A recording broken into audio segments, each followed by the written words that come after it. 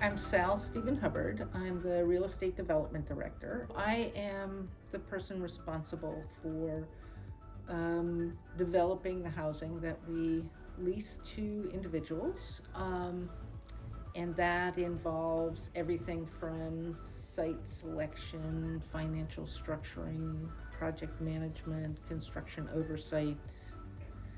We're always looking for a good site for good housing for people. We're looking for properties that are priced in a way that we can make them affordable in the long run. And that it's not just land. We could do adaptive reuse of factories or schools or other types of properties, and we could also do rehab of existing housing. The reason our site selection process is so important is that we are adding value to the communities that we're working in the Lakes region. We're building sustainable, healthy, affordable housing for folks who are part of that community, whose children are in that school, whose parents are working in that community. And so it's very important to us that we do good housing that lasts a long time and looks great so that people are proud of it. So that's a 12 or 18 month process, maybe 2 years, probably 2 years from site identification through the shovel going into the ground.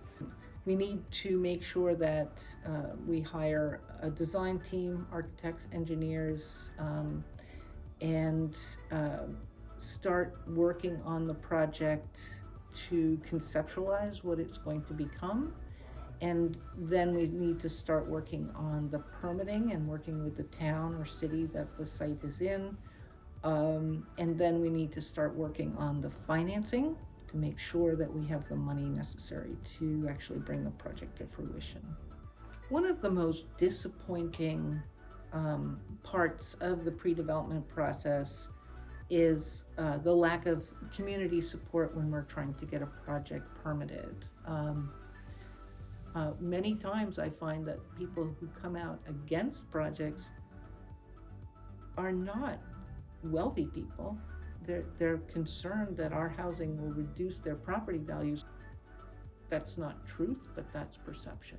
When we're talking about funding, we often talk about the capital stack, because the way these projects are funded is through usually 6 or 7 sources of financing for each project. And so we have to stack those sources of capital on top of each other until we have a project that is feasible.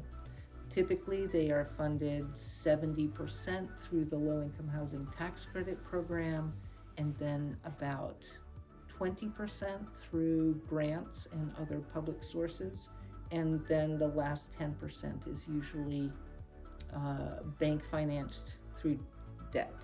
If the community came out to planning and zoning meetings in support of affordable housing projects, it would make it so much easier for those planning and zoning boards to approve projects. That would be the biggest thing.